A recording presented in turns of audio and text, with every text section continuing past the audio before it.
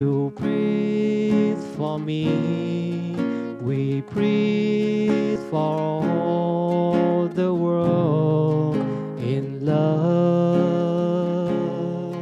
I breathe for you, you breathe for me, we breathe for all the world in love. There is no way to love, love is the way. There is no way to love, love is the way. Again, I breathe for you, you breathe for me. We breathe for all the world in peace. I breathe for you, you breathe for me. We breathe for all the world in peace. There is no way to peace, peace is the way. There is no way to peace, peace is the way. I breathe for you, you breathe for me. We breathe for all the world in love. I breathe for you, you breathe for me. We breathe for all the world in love. There is no way to love, love is the way. There is no way to love, love is the way. Yeah, easy, right? It's very easy. Hello. So, we would like to invite all children and teenagers, please come up here to fill up a lot of empty space here.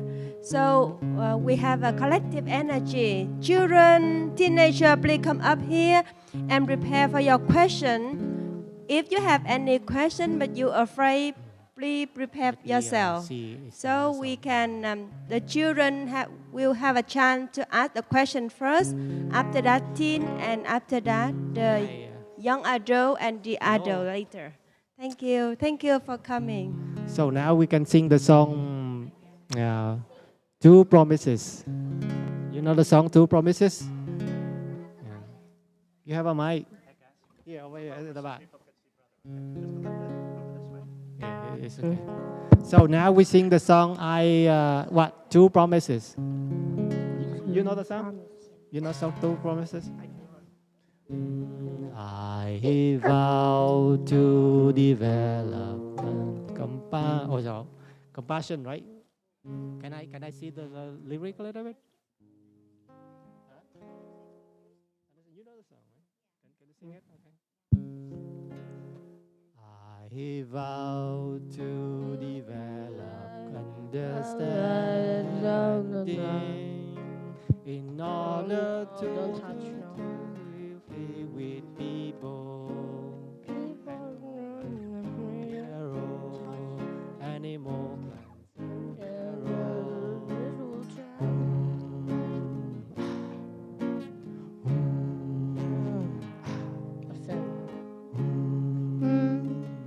Okay, second one. I vow to develop my compassion in order to protect the lives of people. Animal, plants, and mineral. Wave your hand.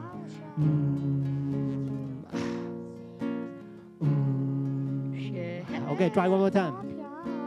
I vow to develop my understanding in order to live peacefully with people.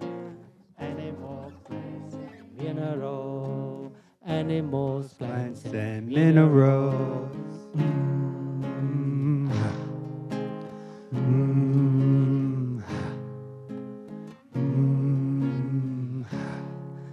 I vow to develop my compassion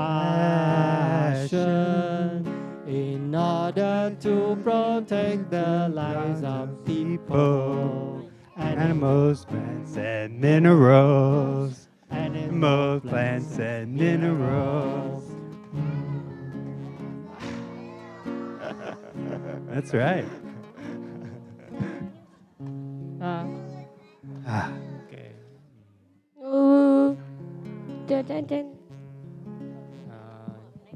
Gì đó Nguyên Anh có tập hát với bên này không? So, dear Lên hát chung bà đi.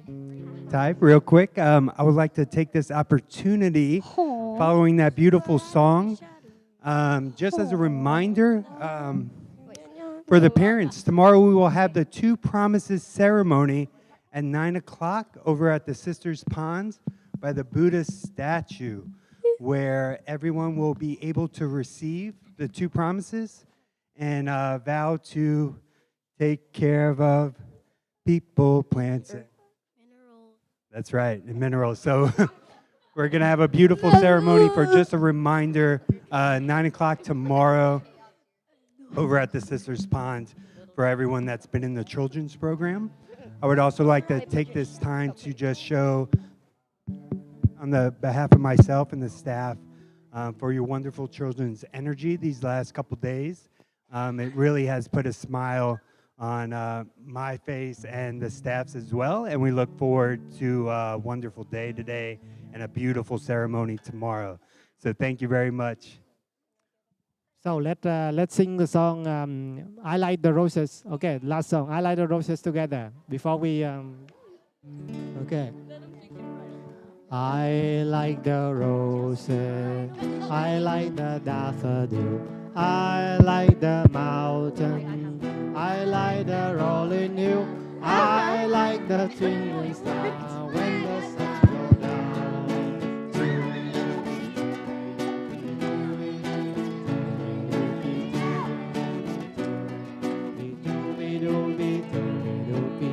I like the roses, I like the daffodil, I like the mountain, I like the rolling hill, I like the twinkling star when the sun go down. Chooby dooby dooby dooby dooby dooby dooby dooby dooby dooby dooby dooby dooby. Now we sing faster. I like the roses, I like the daffodil, I like the mountain, I like the rolling hill, I like the twinkling star when the sun goes down.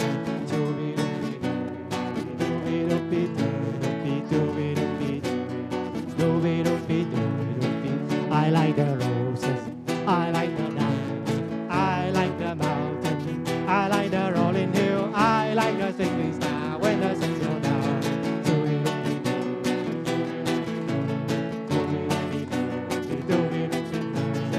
I like the roses, I like the daffodil, I like the mountain, I like the rolling hill, I like the twinkling star when the sun goes down.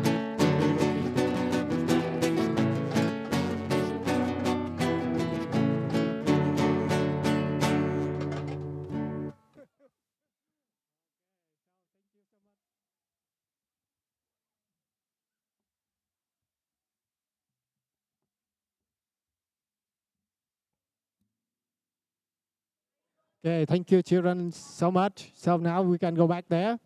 So we invite our brother and sister to come up here for the Q&A. So all the children, please grab a seat mindfully in the front.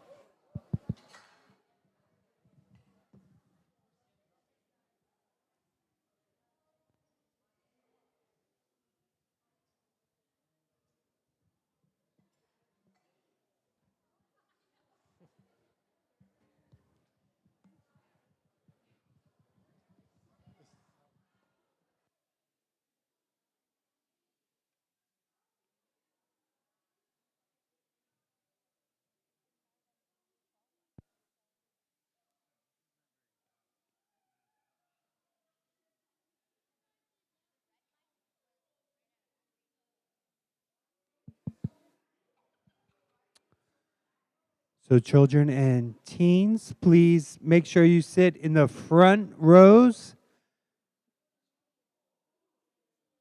for a nice collective energy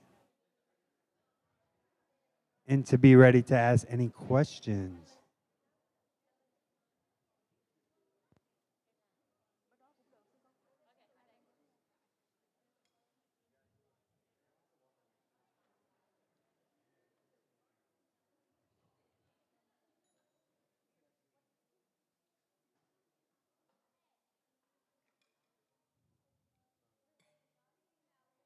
Up and we bow to each other to pay respect to brother and sister in the state to share their wisdom with us. Thank you.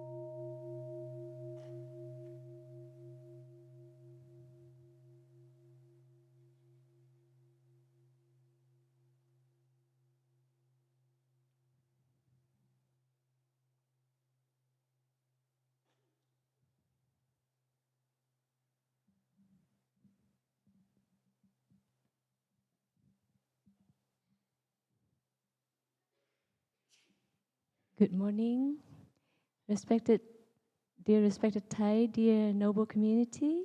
Today we have a session of what we call questions and answers. And today we're very happy to hear the children and the teens singing with all your heart. So we hope you also enjoy the questions and answer session. It's a chance for us to ask questions from our hearts and to answer from our heart. So don't ask any theoretical question because you can Google that on Mr. Google. And to start with, I'd like to introduce the panel. To my far left is Brother Phap Khoi, known as Brother PK. And next to him is Brother Tinh Tru. He's known as Brother T3. Because his name is Gioi Tinh Tru, so it's 3T, so Brother T3. And to my right is Sister Duyet, known as Sister Gioi, and she's taking care of the bookshop. And my name is Sister Gioi or Sister Precept. And we're very happy to be here with you. When you ask a question, you can come up. If you want to ask a question, you can come up here and sit on the hot seat. And don't be embarrassed. And just ask your question, but do not take too long because we want to have room for other people to ask questions too. And we like to give the priority to the children first to ask a few questions. And when they don't have any more questions, maybe after 3 questions or so, then they can go out and play, and then the teen can come up and the young people to ask questions, and then the adults. So usually the questions from children are very deep. So we look forward to hear your question. So any brave soul can come up here, any brave children, and have a seat.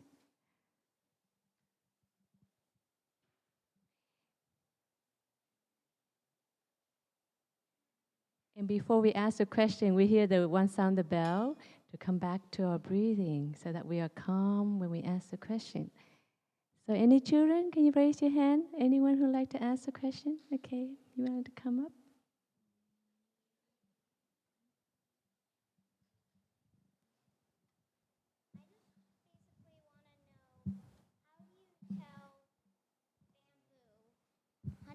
How do you tell bamboo apart from the other deer?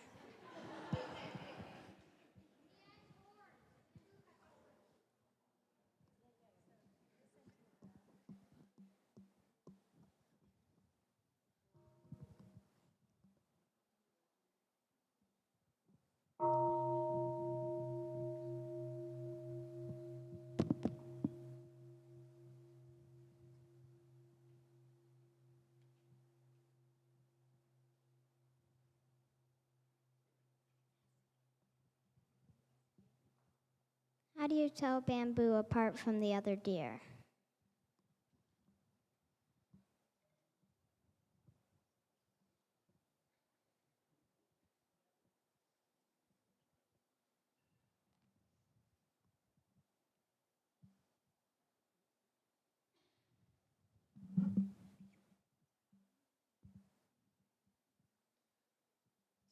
Dear Thầy, dear Sangha, dear friend, I'm the least likely person that could answer this question, but I'll try. The reason being is I haven't really touched bamboo, but just a little bit of a background. Bamboo is a young buck, but the brothers adopted when he was first born. So he's a deer. There were twins, but our neighbor's dog came when they were born and sort of barked at them. So the mother took off with one of the twins. So bamboo was left right in front of the brothers, the garden in front of the brothers' house. And so a couple of brothers felt compassionate for the deer and were afraid that the mother would not come back. So they started to tend to the baby, I guess you call him fawn. And to cut the story, to make the story short, so the brother adopted and named him Bamboo. So there are 2 factions in the Sangha. Some of us are against raising or interfere with nature. We wanted to let the mother come back. But the other faction is like, no, we need to take care of this one. It's been abandoned. And so that faction won. So that's why now we have sort of like a semi-tamed deer. And so he has grown, and he has a little, what do you call those, antlers? So how to distinguish, or how to point out which one of them is bamboo? Correct me if I'm wrong, brothers, bamboo has, besides the antlers, on one of his hind legs, there's like a black dot right by around the knee. And he has a little bit of a limp also. And so those are the 2, I think, the 2 marks that you can distinguish. I think the 3rd one would be if you call out, bamboo, bamboo. And if you see any of them that sort of respond, then that's bamboo. The other ones didn't have any names yet, so I hope I'm correct in explaining that. I don't know if any brothers on the back that could add to that. I don't know anybody from the panel. Does that help? You're going to try it when you see a bunch of them and call them out, bamboo. Okay, good luck. Thank you for the question.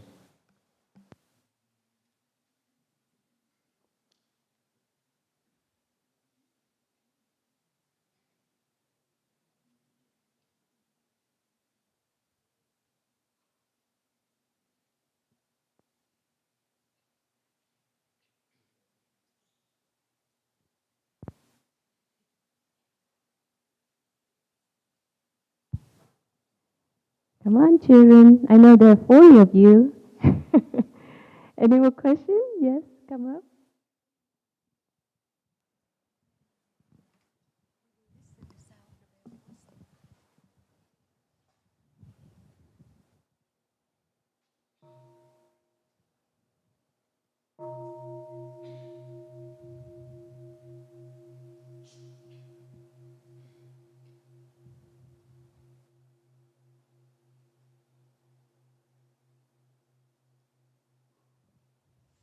How many different kinds of animals do you see here?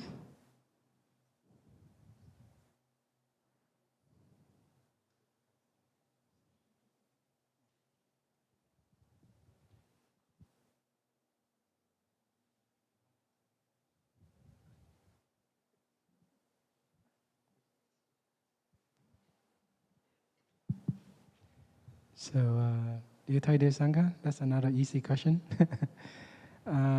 Beside the bamboo that we have, we also sometimes see a lot of squirrel and chipmunks running around.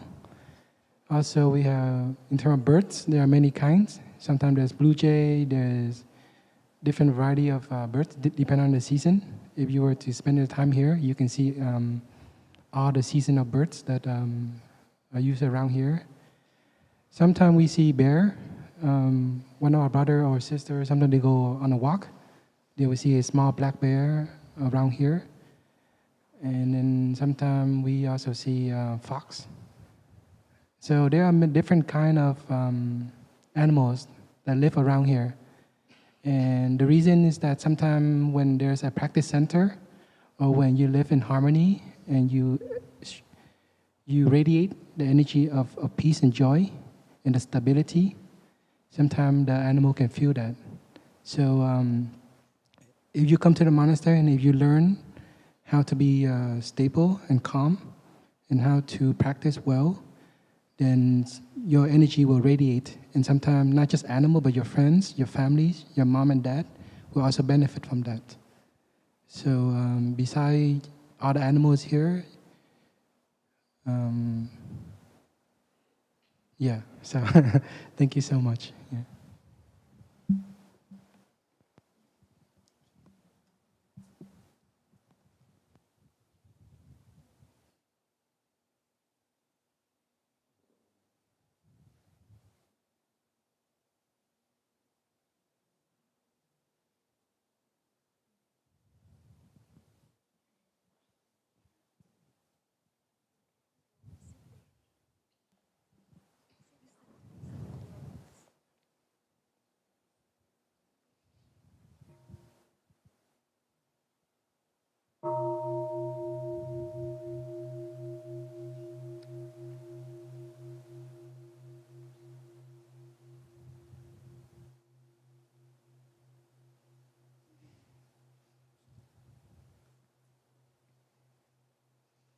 Why was bamboo named bamboo?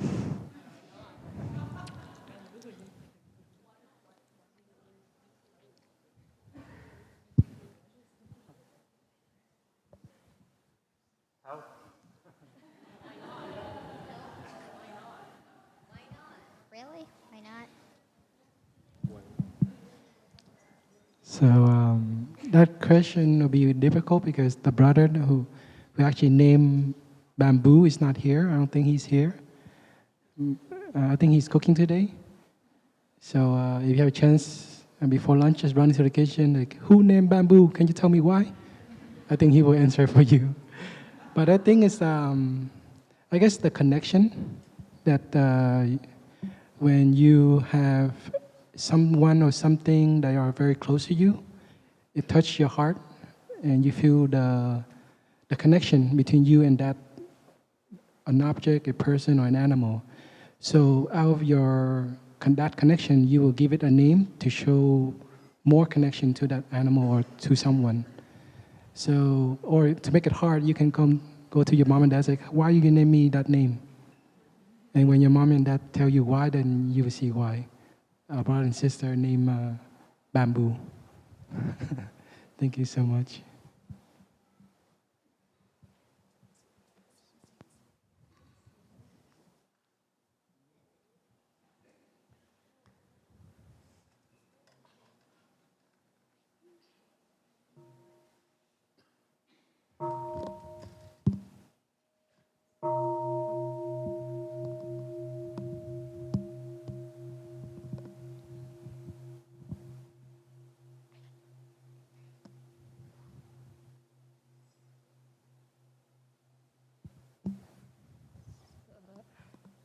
So I've been reading this book. It's about like a squirrel, right? So basically, so there's a squirrel, right? And you know how squirrels like nuts? Oh, so it's about a squirrel, and you know how like squirrels like nuts? So basically, so the squirrel's name is D. And like, I'm just asking if you've heard of it, right? It's called, so, it's like a book.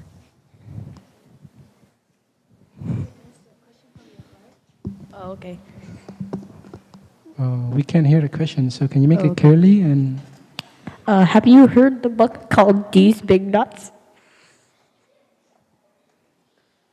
Like, do you have it in the library or?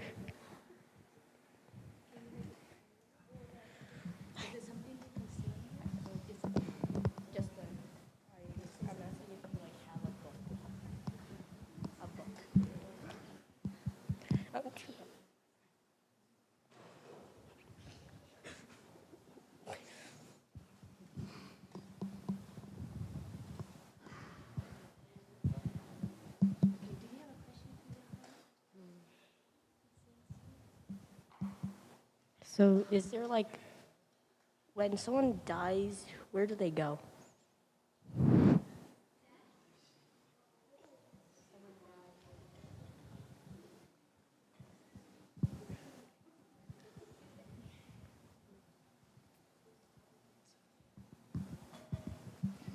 I think it's a very big question.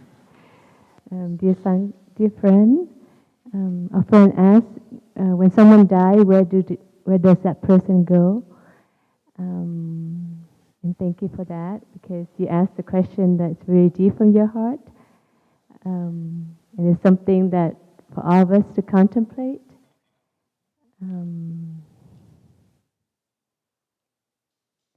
I know that when our teacher passed away earlier this year, even before he passed away, he already shared with us, with his students, that he's everywhere. He's manifesting everywhere.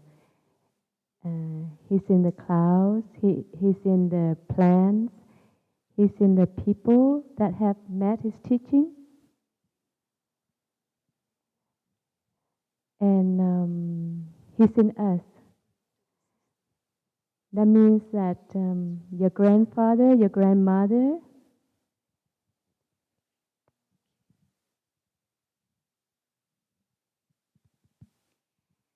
that means that your grandmother or your grandfather who have passed away, they are in us. You know why? Because your grandfather, your grandmother gave birth to your mother or your father. And your parents give birth to you, and you are their continuation. So when you can sit still and look at your hand, like my sister Bo Ingim, she shared yesterday, you can see that you are continuing your parents, you are continuing your grandparents, you're continuing your friends, your loved ones.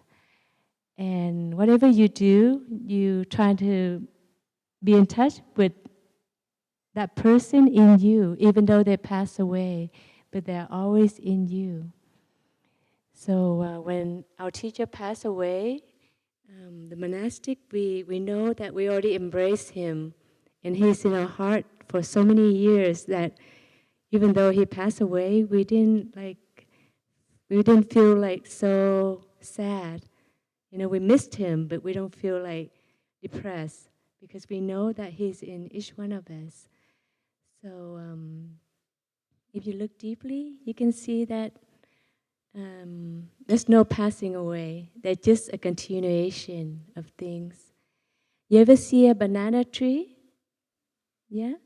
When the banana tree is ripened and have offered its fruits, then after that, it start to give new banana trees, baby banana trees. And then it will die, and then new trees will continue. So it's like that, you know? Whoever passed away, they are the banana tree. They continue to be continued by their offspring, by their children. You understand it? Thank you for your question.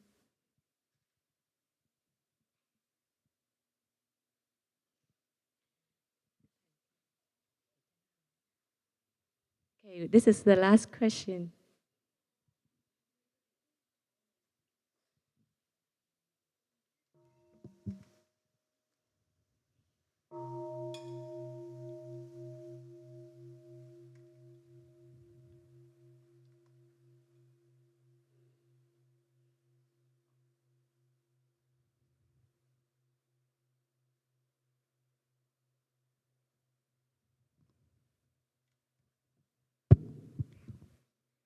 My question is, how do you guys get groceries when the supermarket is like 5 miles away and you guys have to like drive every week down and get like a pickup truck full load of food?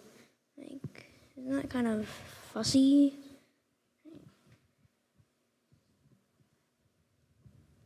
It's very inconvenient.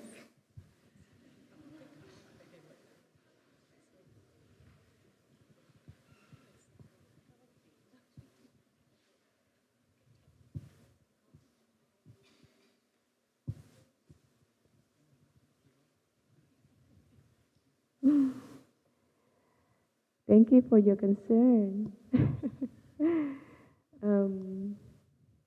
Yeah, actually, because the big number of people that we have, besides driving to the store and picking up food, we also get deliveries. Oh. Load full of foods. Yeah, so we buy, I think our shopper is here. You can ask her more. And do you guys have enough storage space for all that food? So I think we stock up beforehand too, so we can store them in our big cooler that you can actually walk in, and our freezer, and we have dry food too. And actually, it's manageable. We don't have to do so many trips. I think just once a day. So thank you for your question.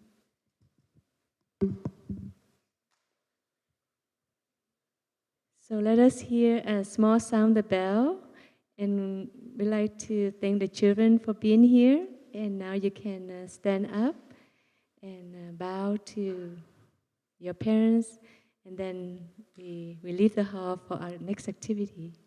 Thank you for your questions.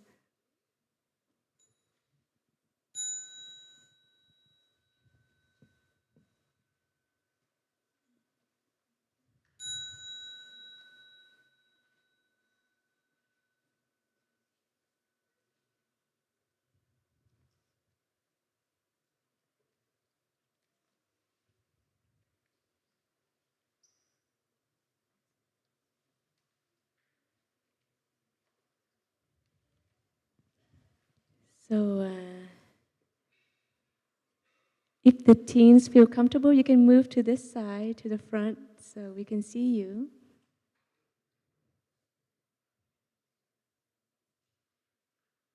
And adults can move up if you like.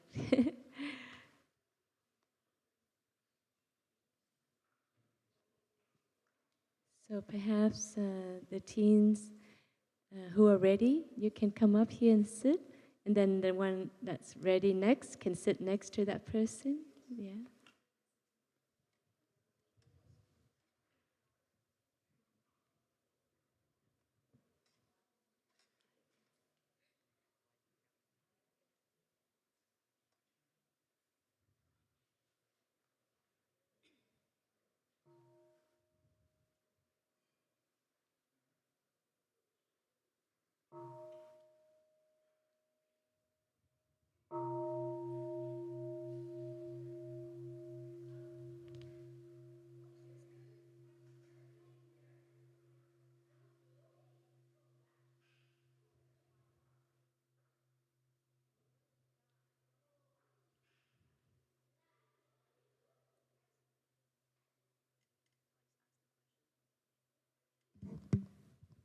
I want to ask, what makes you guys have a splendid, nice, fantastic day?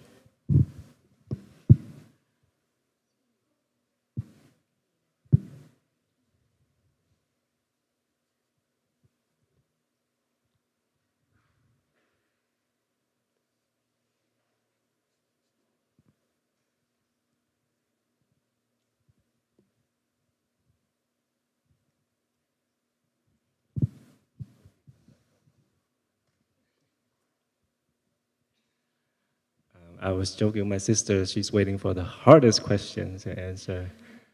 So we're happy to entertain fun questions. Thank you for the question. What makes our splendid night and fantastic day? Or how do we spend it? Is that what you're asking? What makes you have a good day? What makes you have a good day? Well, let's see. We don't always have splendid nights and fantastic days. Once in a while, maybe. For me, what constitutes a day like that would be when my mind is free of worries, of thinking, of planning. I'm by nature think a lot. And so when I find myself not having to think, to plan about something, or to have to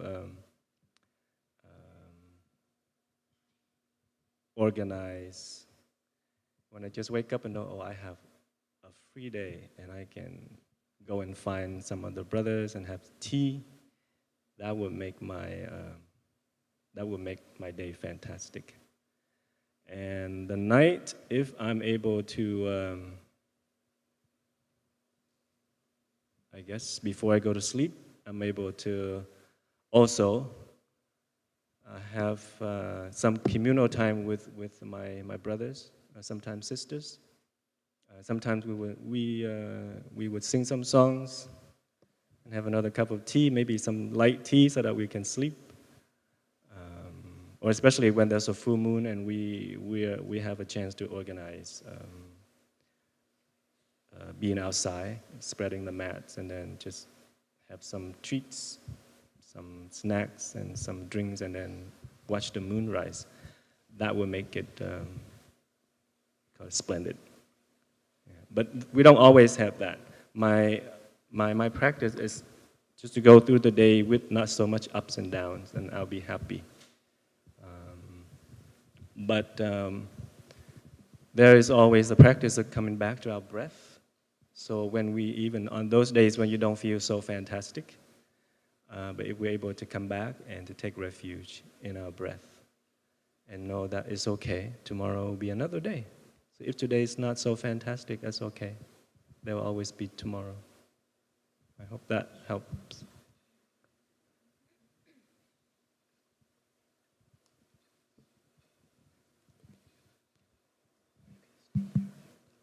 So, dear Thai, dear brothers, sisters, and dear friends, thank you for your question. I like it very much. And I would like to contribute some concrete of my condition, help me to happy every day. Actually, I think I enjoy every activity in the day. I'm not waiting for the condition come and consider if it make me happy or not. Everything come, I receive it as it is, and I feel happy with that. I live here, so I really like the life, the wave of life here. So I almost enjoy everything here, as the nature, as the rain, the sunshine, the brothers and sisters, and the lazy days, the long lazy days, I enjoy it very much. But it's the crowded retreat like this, I also enjoy it very much. When I feel your joy, your happiness, and your relaxation when you come here, it makes me happy. Yeah, we try to practice, to enjoy every moment. Actually, there is sometimes like in the hot day like that, I'm waiting for a rain, and there was a lazy day and it's rain, and I wake up early as a normal day, and I enjoy my tea, and I listen to the sound of the rain, and I listen to the Dharma talk, and I feel so happy and grateful for all the conditions I have here. So we try to enjoy and to be grateful with everything come to us, and we can benefit on that. Yeah, so thank you.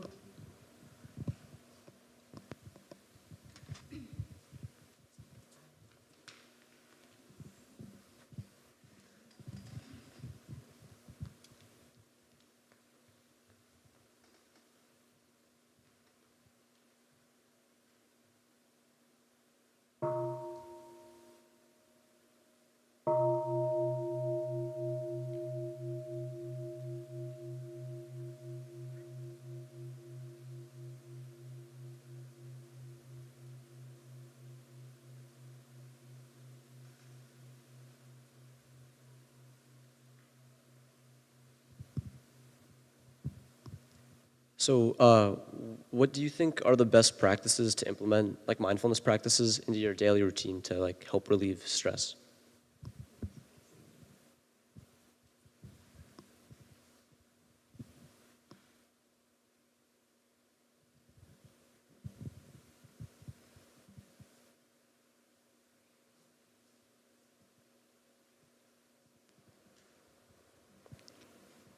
Dear friend, and that's a very good question. It's applicable for adults too. For me, if I don't want to be stressful, I need to give myself time. For instance, if I know there's sitting, then I make sure I give myself like 15 or 30 minutes so that I can have time to wake up, take time to brush my teeth, and walk to the meditation hall. And I feel I'm stressed when I'm like late. So in order not to do that, I give myself time. And another thing is to see that things are not that important to be stressed about. Because sometimes minor things can make us feel like, if we cannot do it right, we feel stressful. But actually, we might be the only one who judge ourselves, but maybe other people don't do that. And I tend to do that too. So I just, take it easy, let it go. Whatever things that come up and we feel stressful, we can look at it and just smile to it. And to see that it's not that important to be stressed about. And and to give yourself time to like play sport or being with friends or take a walk or do something you like, enjoy your hobby. Because sometimes if we just like study or we just work, then we feel very stressful. But if we balance our life with work and play and, me time, like hobby, and also deep relaxation that can make our life less stressful. I don't know if my brothers, sisters have anything to add.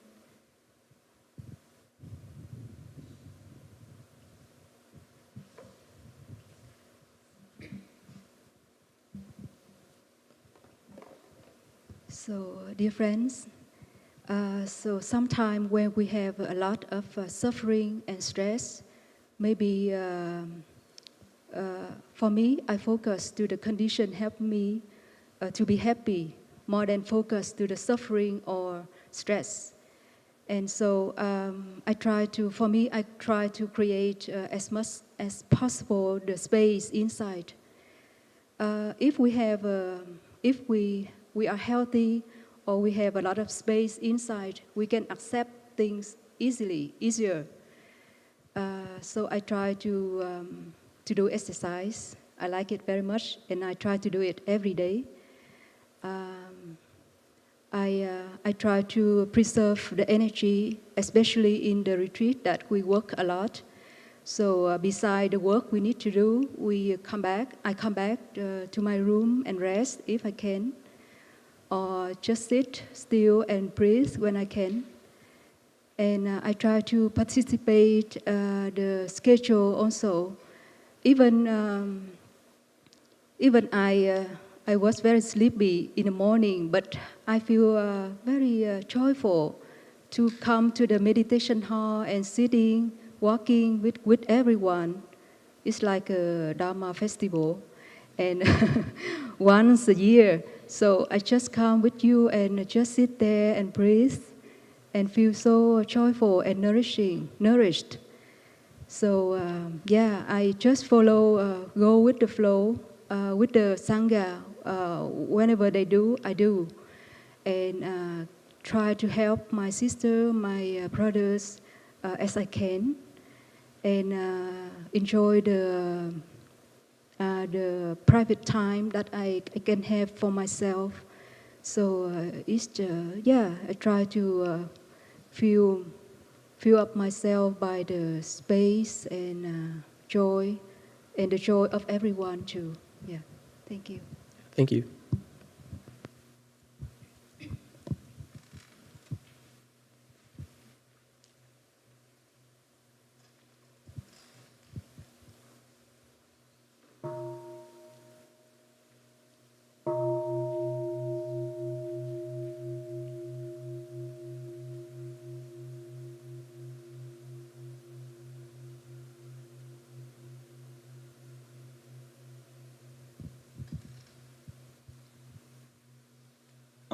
So I don't want to ask something that's too personal, but what led you guys to become monks?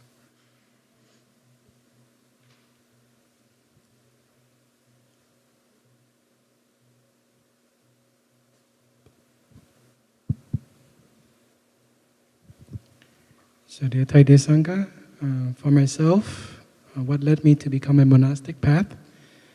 Thinking back when I was young, it was Thai's teaching that we found in 1995. When my dad passed away in 1991, my mom has suffered from that loss. I was still young, so I didn't really understand like the suffering of when someone passed away. But when we found the teachings and I started to practice, I felt the connections, and I felt I liked the practice, and it was fun because you're young. So when I asked my mom just to come to PV to enjoy a few months, I get the seed in me start to grow. Got to get to water by the Sangha, the brothers and sister, and yeah, we're just like we just want to have fun. I want to try it out. But as I grow older, and I found out that being a monastic can be beneficial, first to myself, and then to others. You know that every one of us have our own suffering, our own difficulties. But if we have a community, when we have a place where we can untangle our knots and be peaceful in our mind and body, and not to be stressed out in terms of the practice, then you can use that energy to help others. Because I know being a teens, we have a lot of energies, but if we can balance our way of living, studying, playing, and practice, then one day use that wisdom that you have from the practice to help others. And that's what I found out, that that is the encouragement, and that is the goal, or that is the ambitions for me. Because when I was young, I didn't know what it's meant to help others. But as I grow older and being here and practice, I know that it is the right path. Of course, when you grow in your life, you have your different careers or different needs and wants. But if you can bring your practice into your daily life, it will give you an answer why you're going that way. But sometimes life is not easy. You might be stuck at somewhere, but if you can take a step back and breathe in and breathe out, give yourself time and energy, and of course you understand why you have chosen or you will choose a different path. So for myself, as I'm learning day by day, and I'm finding out for myself more answer day by day by being a monastic compared to when I was young. Thank you.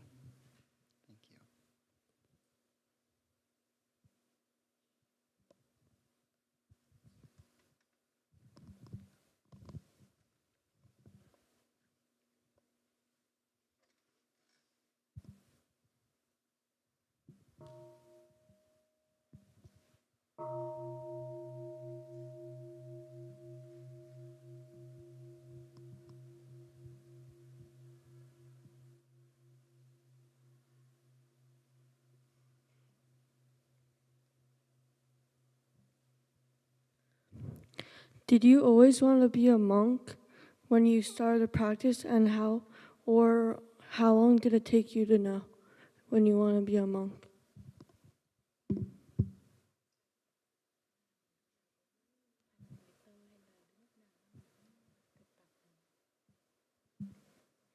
Thank you for your question. Yes, growing up, I have a lot of good models. I went to the temple and I joined a Buddhist youth club. And I see the image of the monks and nuns. They're very peaceful and they live a very, to me, a carefree life. And I feel inspired. And I have that seed that I want to become a nun. But when I was a teenager, I wanted to be a nun. And then some of my teachers say, no, you're too young. You have to go through college and all that, and then become a nun. So as I grow older, I see there's a lot of suffering among my peers and in myself too. And I want to find a way out. So some of my friends were in a car accident at a very young age, and it woke me up, and it makes me want to do something meaningful for my life. So I decided that this is what I really want. I want to live every day as a nun and to learn the practice and be with the Sangha and nourish that seed of understanding and love. Thank you.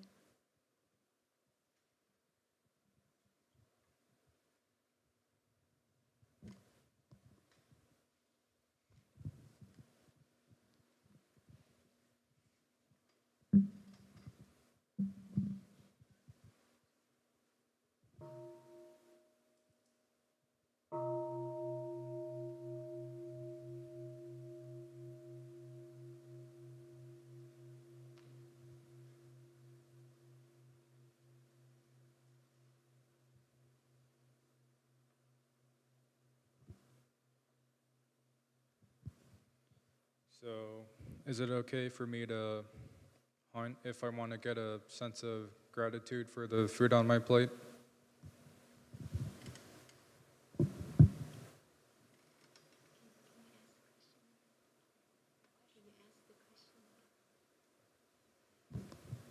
Is it okay for me to hunt if I want to get a sense of gratitude for the food on my plate?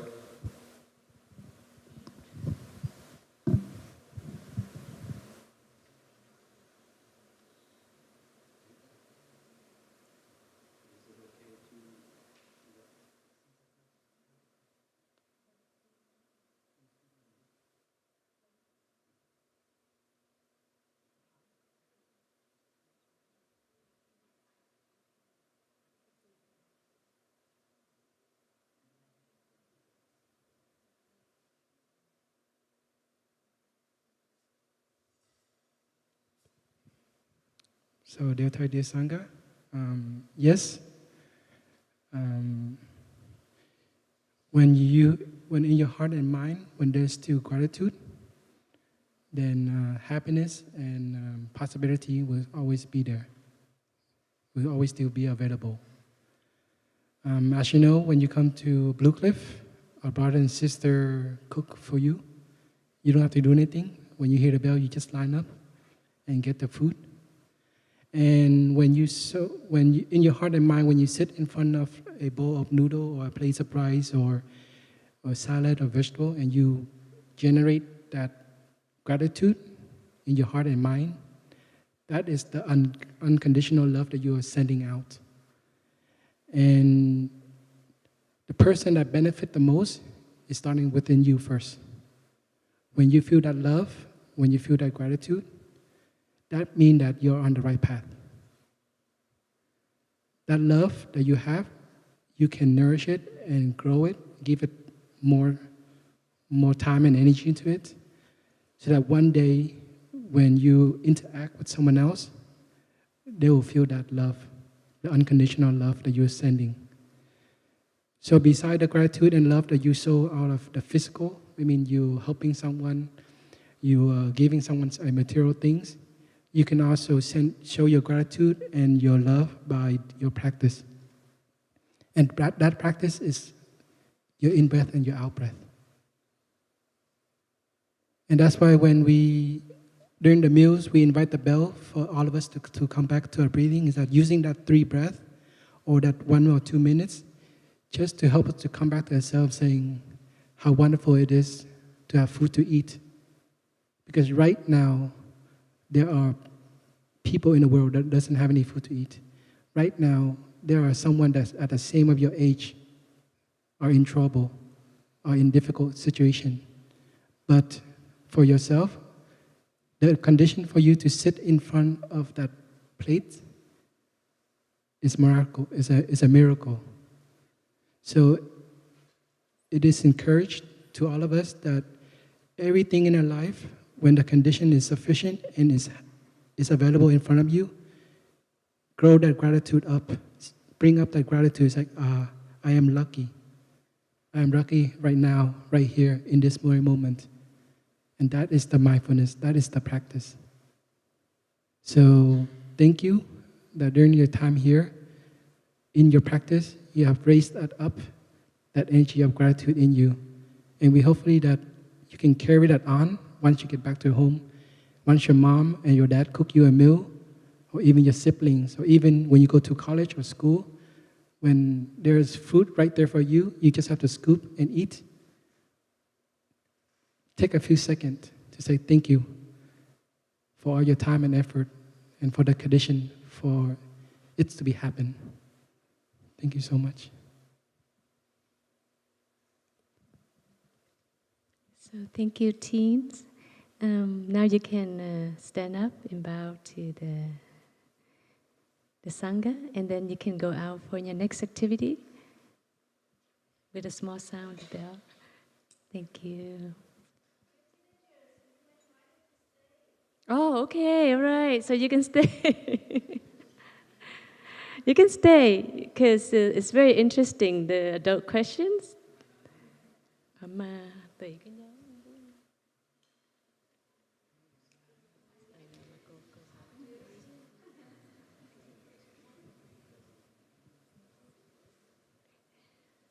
If you're tired and you want to lay on the side, that's fine too.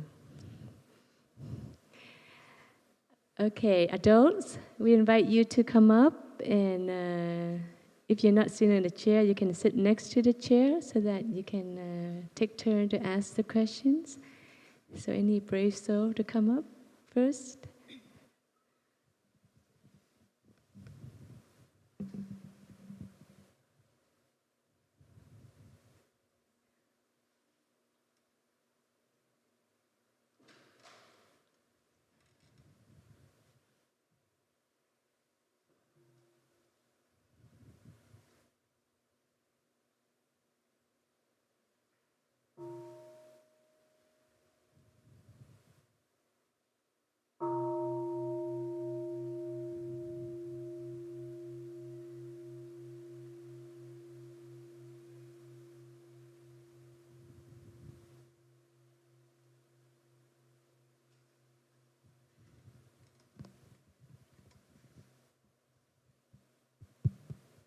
Dear beloved Thai, dear brothers and sisters, and dear Sangha, my question today is,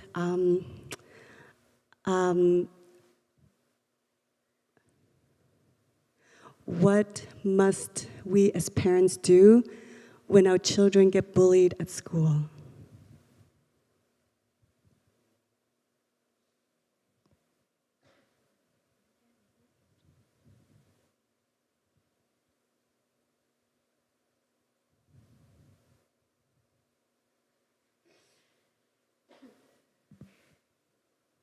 I think we need a parent's help.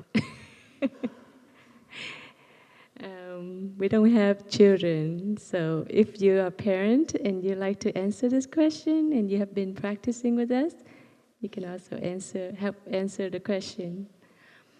But for me, just to start, I feel the importance of parents to give your child the self-confidence and to have the courage to stand up for his or herself. Because sometimes if the child feels that they lack of self-confidence, they have low self-esteem at home, they always have to do what the parents said without having to say what they really want. Then when they're bullied, they have the same response. So I feel that if parents give their children the power at home, then they know when they face a bully like that. And also to make sure that your child have some friends at school that can stand up for him or her, so that they can play in groups and not be isolated. And the other day, I was with the children program, teaching them about understanding and love. And we share about how they could cultivate empathy or cultivate the sense of understanding, to know what their friends like. And even though they like different things, like different colors or different kind of pets or whatever, but they can still be friends, so that they don't discriminate others based on their gender or colors or who they are, but to feel good about themselves and to see that they have this quality in them. And yesterday, when the parents have begun new with the children in the group, I feel very inspired to see parents watching the good seeds in the children, and the children watching the good seeds in their parents. Because when we have that in ourselves, then we are strong. I know I was raised in a family where my parents always encouraged us to try new things and to explore what we want to explore, and not say, oh, you can't do that, or you can't try that. And that will kind of hamper the process of growing for our children. I don't know, my brother and sister or anyone who is a parent like to have a say in it. You can come up, yeah.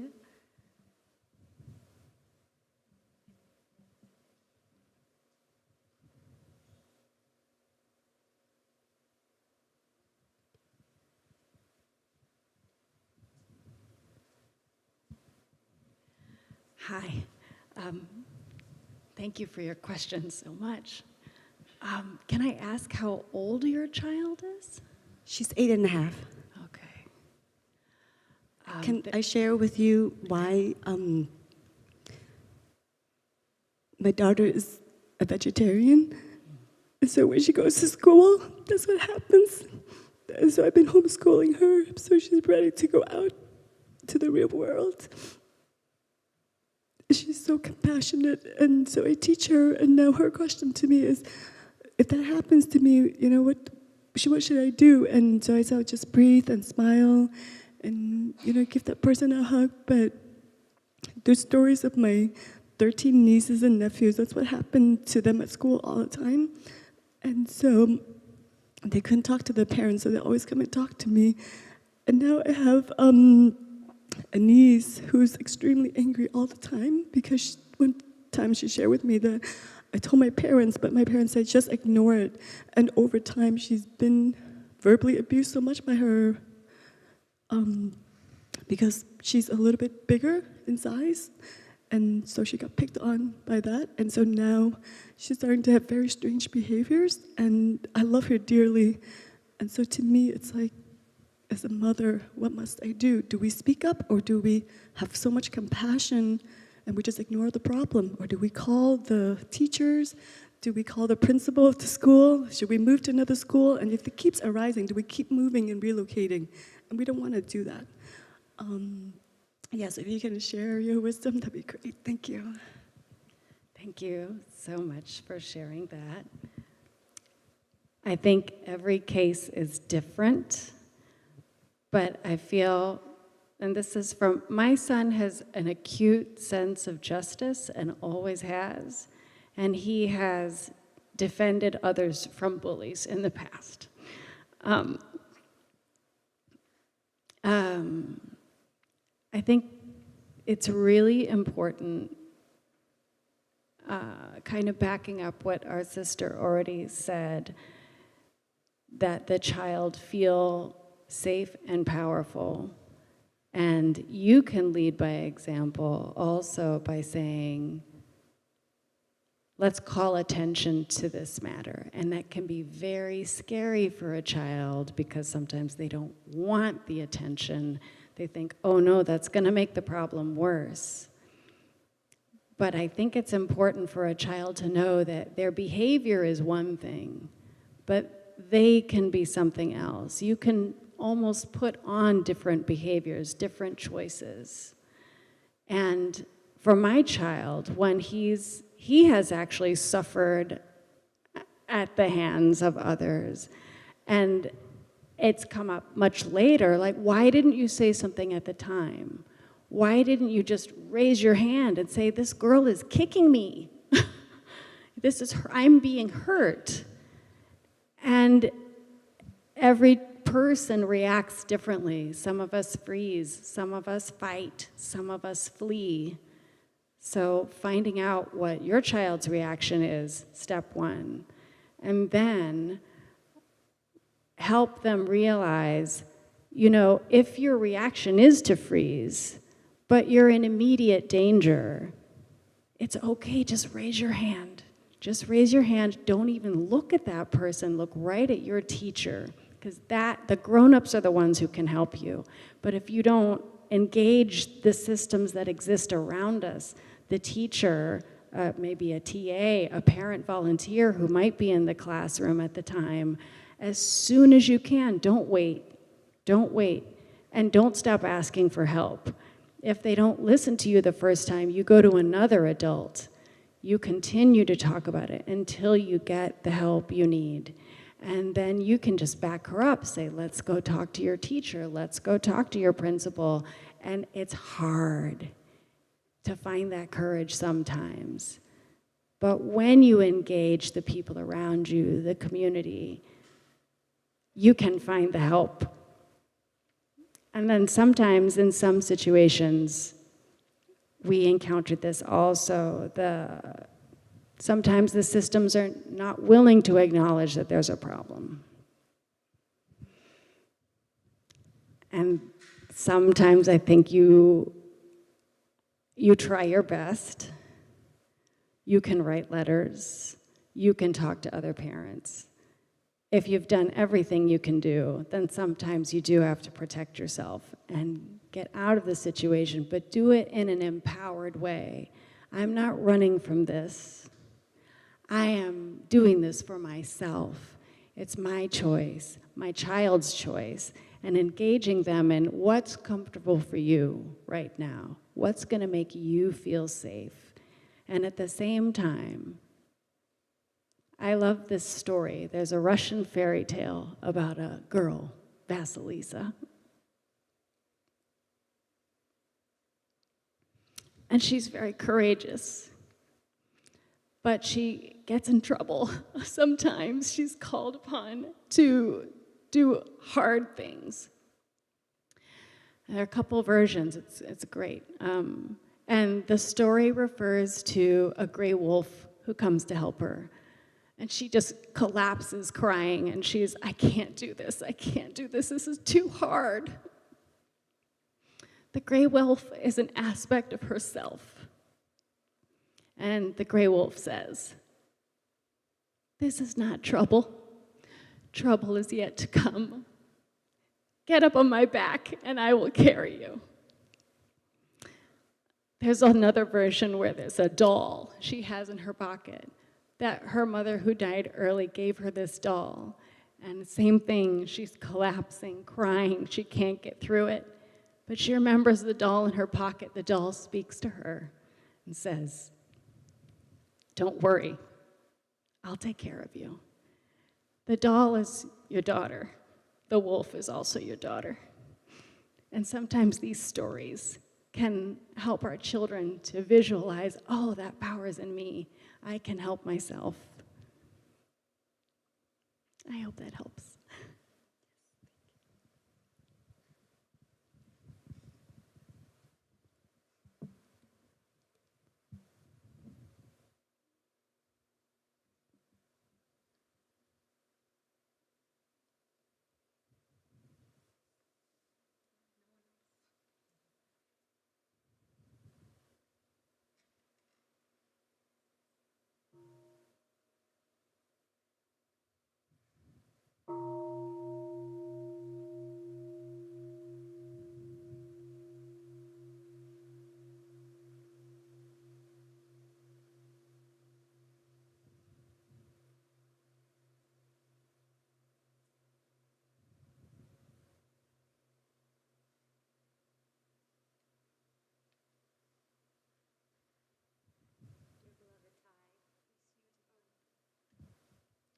Dear beloved Thai, dear Sangha, dear teachers, my question is about pain. I have a parent who has never had good boundaries around her pain. And she's in a living situation now where she lives with my sister. And I have siblings. And there's always been an uneven balance of her wanting us to carry and help her hold her pain or alleviate her pain. And she lives with my sister now, and there's a lot of hostility on both parts. And I don't know how to help them. And I'm very close with my sister. She was a source of strength throughout my childhood. And now she is so angry that she's again living with my mother. And I find it hard to reach out and help her, but also my mother. How do you help? How do you live with someone who has so much pain and wants you to hold it, wants you to alleviate it?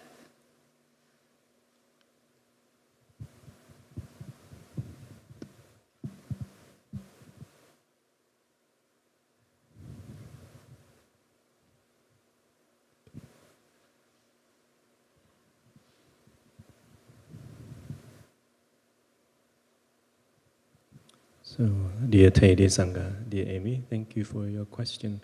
I just want to find out a little more. When you mentioned pain, is it emotional pain? Is it physical pain? Emotional pain.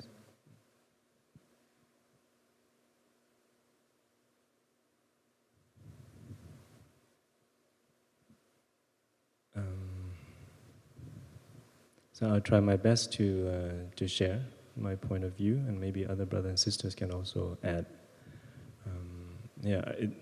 As you have shared, it's a difficult situation. I think that we have to acknowledge that sometimes we might want to help, and we might try, and then we failed, or we're afraid to try. But I think the first thing that if you really want to help, you might want to do some reflection and to really know your limit first. Because sometimes when we have a lot of compassion and we want to come right in and go full force to help, but then not knowing our limit, we can also get hurt.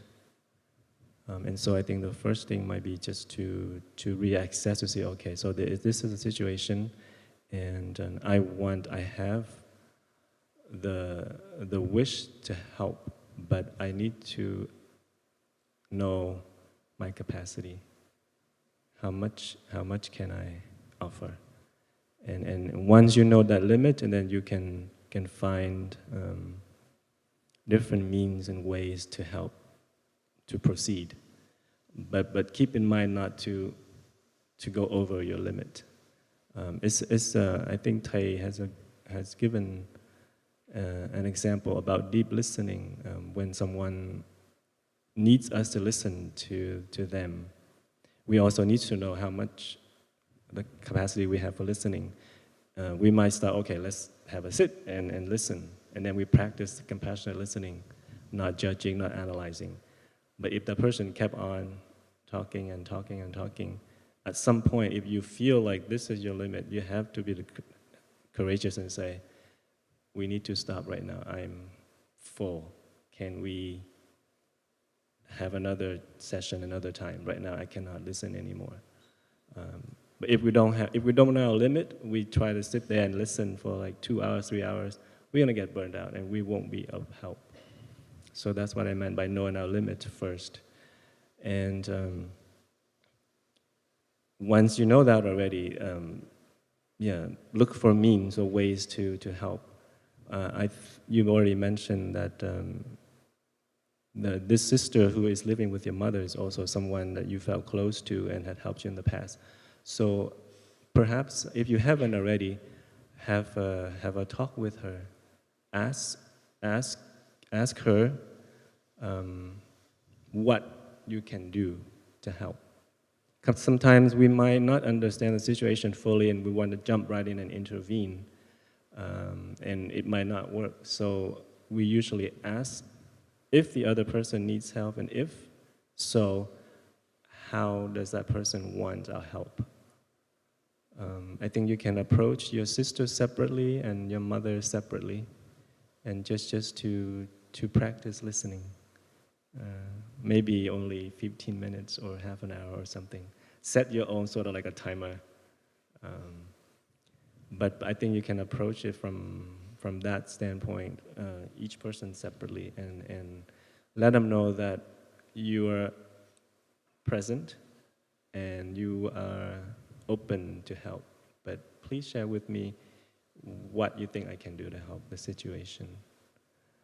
I think we're able to sort of crack that door open, and maybe there might be a flood or not. So be prepared. But at least to let the other person know that you're present, and then if they need help, they will let you know. I think that would be the first step. And I trust in your practice and wisdom to come up with more steps after that. And I don't know if the sisters or brothers can add in. Thank you.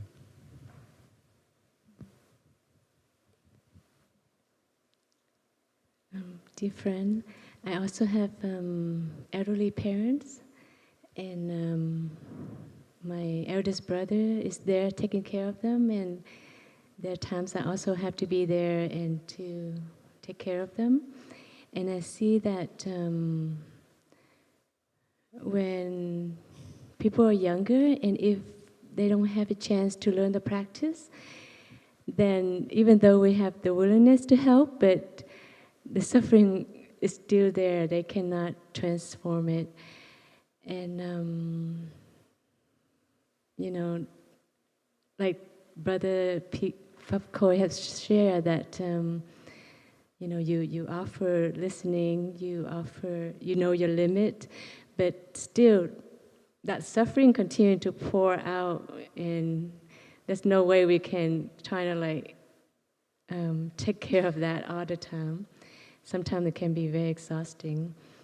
I see that it's all up to the way that person think about the situation that makes the suffering worse.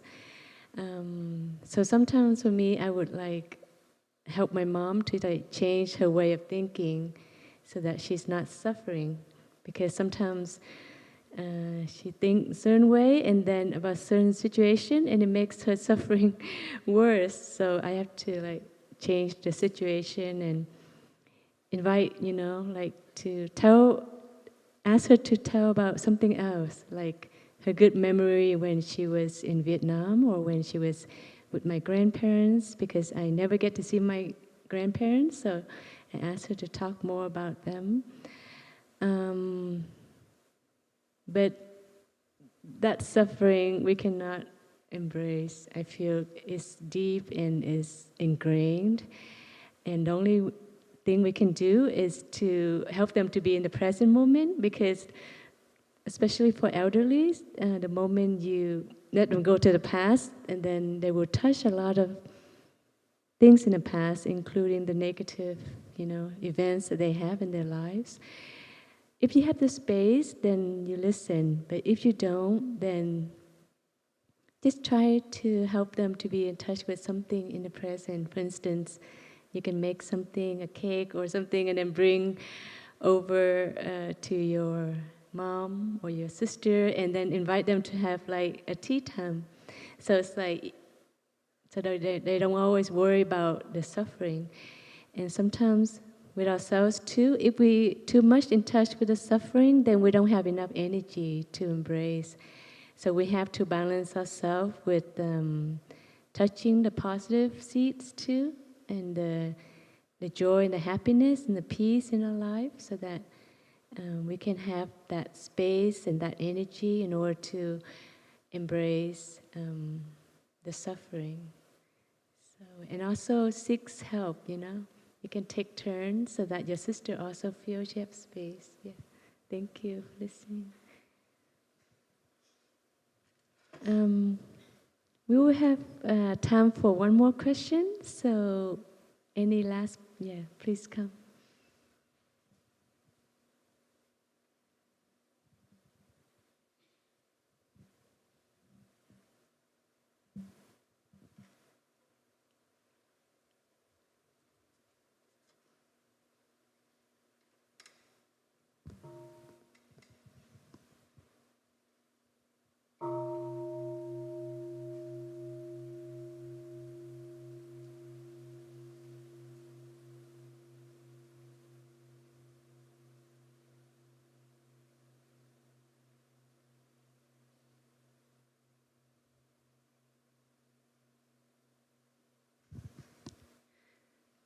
Thank you.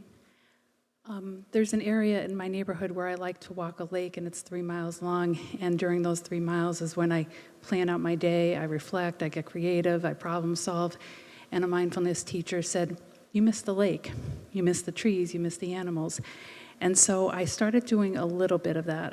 But my question to you is, when do you, or when do I, reflect, daydream, problem solve, and just let my mind go? I don't know when to do that, because then I bring myself back that I'm wandering in thought and I need to be mindful. So I'm trying to balance that. Between daydreaming, reflecting, problem solving, and thinking, when do you do that?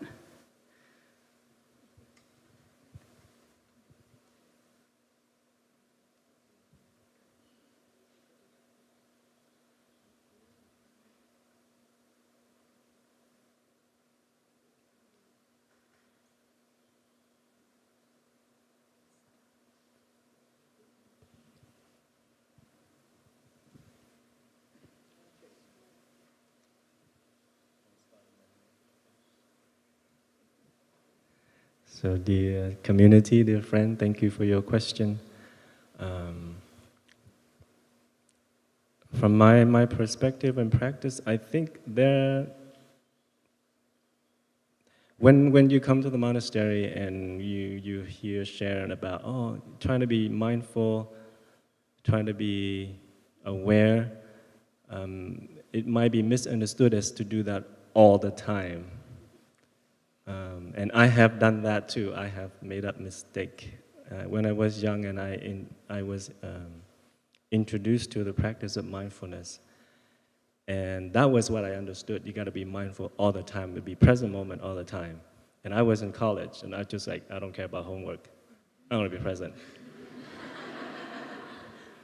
So I think I use that like to my benefit because I want to avoid doing homework. Like, I just want to be present. I cannot concentrate. I should not waste my mind on these things. I want to be mindful. That's what Thay said. And be present. And then there was a monk, and I think I also went up and asked a question. How do I finish my homework when I'm practicing mindfulness? And the monk said, you're not practicing mindfulness, you're just trying to avoid your task. And so it dawns on me that when you hear and when you learn about the practice, try your best whenever that you have a chance, whenever you remember, you come back to the practice. That's why we call it practice. So that when it becomes a habit and whenever you need it, you use it. Being mindful doesn't mean that it's excluded from, you're excluding planning your day, planning your future. You still need to do those things. Perhaps on your walk, on that beautiful 3 miles path, I would suggest that you work out your week, maybe every other day I'm gonna be mindful and I'm gonna enjoy the lake and enjoy the trees, enjoy whatever's present, being really present, not in your head. But then the other days, continue what you've done because that's where you find your nourishment, being creative, planning ahead, planning your day. So there is nothing wrong, my perspective, nothing wrong with planning and be in your head while you walk. But give time to the mindfulness practice also. And perhaps at some point you might find that, okay, I'm just gonna be mindful when I do this walk, and then I'm gonna go home and I'm gonna sit down and I'm gonna plan. So be creative. It doesn't have to be one or the other. That would be my suggestion. Maybe sister would like to add. So I would like to add something. I just remember this retreat. 3 months ago, we have to plan it already. And we had to think all the things can happen in now to prevent, to prepare. It won't happen now. And so the retreat can well going on now. And we already do that 3 months ago for 5 days of the retreat now. And it's everything passed so quickly. So yeah, I think the thing is we try to organize our time and the activities, like what time we will do this, what time we do that, and we try to focus to accomplish that work, that job. And after that, we focus to another job, or we just release everything and try to relax ourselves. So for me, it's organize our time and follow it seriously if we can. So we can focus on what we do. And once we already focus on and try our best in what we want to do, the future, we don't care about the future. We just let the future as it is. Maybe there's something happens that we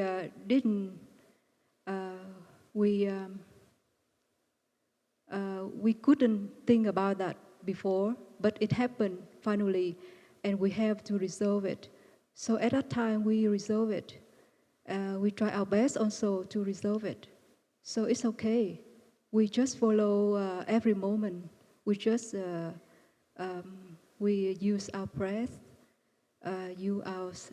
observe our mind. What happened in the mind? What am I thinking? What do I want to do now? Something like that. Sometimes I'm in the meeting with the brother and sister, but I think in the next job I have to do. So it's not good like that. And we try to bring the mind back to the present moment. So you can imagine, you can create things, but try to be in the present moment and let the future as it is, as it will be. So, and at that time we have we can solve that. Yeah, it's okay. Yeah.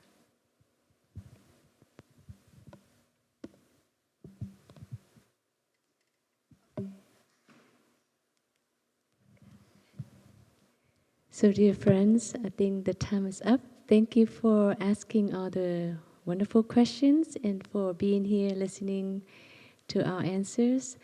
And we hope that you continue to practice so that the answer also will come up for you as you go through your daily life. Thank you for being here.